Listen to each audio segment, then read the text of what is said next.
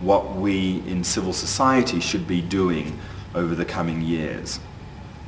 I suppose the first observation I wanted to share with you is that it seems that between us we have spent an incredible amount of time and money on trying to shape the post-2015 agenda. The number of meetings I've been in over the last couple of years feeding into this or that conversation about the SDGs, I've completely lost count of.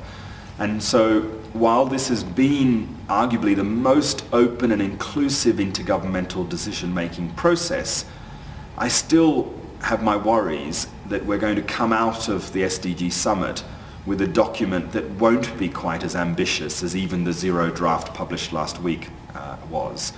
And that's because we in civil society may all have been part of the precursor, the window dressing, if you will, on what will essentially be a member state-led process. But I suppose that's one to watch, that when we turn up in New York in late September, how happy will we be with that final document? How much will it meet the ambitions that we hope it has? But I suppose once we move beyond the text and whether we're happy with the wording and the commitments, I urge all of you, if you haven't already started to do so, to start thinking about the implementation agenda. It strikes me that we in civil society, because we're going to be playing such a key role in implementing the SDGs, need to get into conversations about the national level strategies for implementing the SDG agenda. And I know when I look across the world and talk to our members across the world, there are differing levels of awareness of the need to do this. So in cases like Colombia, I know that civil society are already deeply integrated into conversations about the implementation agenda. In countries like India, where we're working with the Wadana Todo group, they're actually convening a workshop next week about implementing the goal 16 in India. Well, there's also going to be conversations that we're involved in Argentina and Tanzania very soon. But in many parts of the world, civil society seems to be still focused on the document, on getting this word or that word in, and not thinking enough, I would say, about the implementation agenda. Because at the end of the day, especially as governments are running out of resources, it will come back to civil society to be the driver of the sorts of changes that are envisioned in the SDG document so far. And despite all the rhetoric about the private sector coming in to save us with its massive amount of resources, I know that it will still come back to us to drive that change, and also to hold other players, including the private sector, to account for the sort of commitments that they make.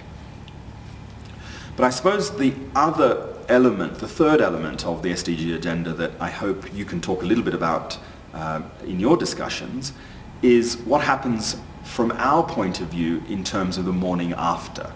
From 2016 onwards, how do we as civil society work together to build on the momentum, the positive energy that we've built through mechanisms like Beyond 2015, through Action 2015, or even GCAP?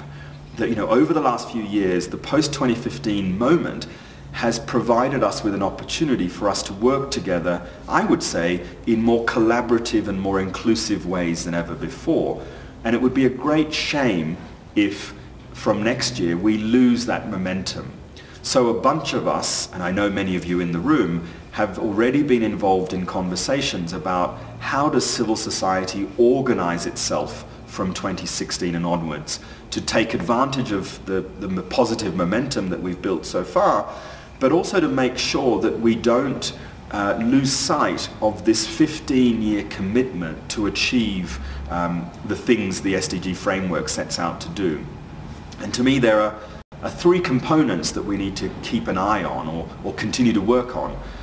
One is around awareness.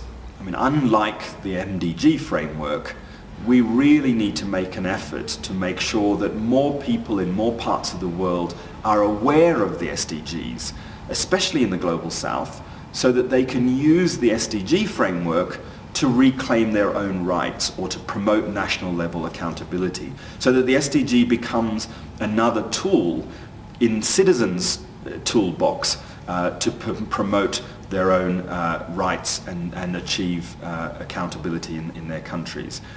So this is not necessarily a sort of popularity issue about trying to, make sure that everyone has a copy of the final agreement. It's something more meaningful than that. It's about engaging people in popular awareness and popular mobilization around the SDGs over the next 15 years, so that the political price that our leaders have to pay if they fail to deliver is high, and much higher than it was with the MDGs. The second aspect of where we need to continue to work together, I believe, is around advocacy. I think the wonderful work that the Beyond 2015 Coalition has done to coalesce civil society input into the post-2015 process needs to be built on, so that over the next 15 years, when there are moments like the High-Level Political Forum in New York on an annual basis, or when some big issue turns up, we in civil society are ready with an efficient mechanism to respond to those advocacy and campaigning opportunities. And the third issue is around accountability. That if we're to believe what our leaders are going to tell us in September, then we should take that opportunity to hold them to account to those promises. That, the SDG document cannot be just another piece of paper.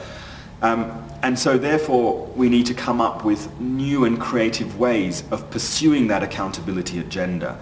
One of the bits that we're most interested in at Civicus is the role of citizens and civil society in monitoring the SDG process. I hope some of you have heard of an initiative called the Big Development Data Shift that we've been involved in, which is about building the capacity of citizens and civil society to collect information, or in some cases, use the information that we already have at our fingertips through the networks that we have, through the beneficiaries we work with, to come up with new ways of monitoring progress on the SDGs. I mean, with the MDGs, more often than not, we were using official data to throw back to government to say, hey, you haven't done well enough. Well, this time around, because of the amazing advances in technology, I think we have a real opportunity to create almost a shadow monitoring mechanism that relies on civil society telling the story as it is. And so I think we should work together collectively as global civil society to build and invest in our ability to hold governments to account. So on awareness, advocacy and accountability, I think we need to work together, perhaps seeing those as three pillars of any new mechanism that we might come up with that would be a successor to Beyond 2015 and Action 2015 and so on. We have a series of conversations that we're going to help convene over the next few months in Addis around the Financing for Development conference, in New York actually in a couple of weeks' time, and again during the SDG Summit. And I hope that many of you will be involved in those conversations so that we can come up with some mechanism that works for all of us, but also can live up to the potential of civil society playing its rightful role in the SDG framework. Let me just leave you with one other observation, which is at a time when civic space is under so much threat, and at a time when civil society needs to work together to protect civic space, I think the role of national platforms or platforms of NGOs like the ones that most of you represent and like the one that I work for is going to become even more important. That we need to strengthen the scaffolding of civil society so that we can come up with joint efforts to resist incursions on civic space, or that we can work together at advocacy efforts at the global or regional level. And so, if there's ever a moment for those of us in the sort of scaffolding bits of civil society to work together, now is the time. And I know that there's a new European Commission call for proposals to strengthen platforms, amongst other things, and we're already talking to a bunch of partners, including the IFP, FIP, about working together on some proposals to do that. We're involved in a separate initiative that's funded by USAID and Swedish SIDA to build 6 new regional hubs around the world to protect civic space.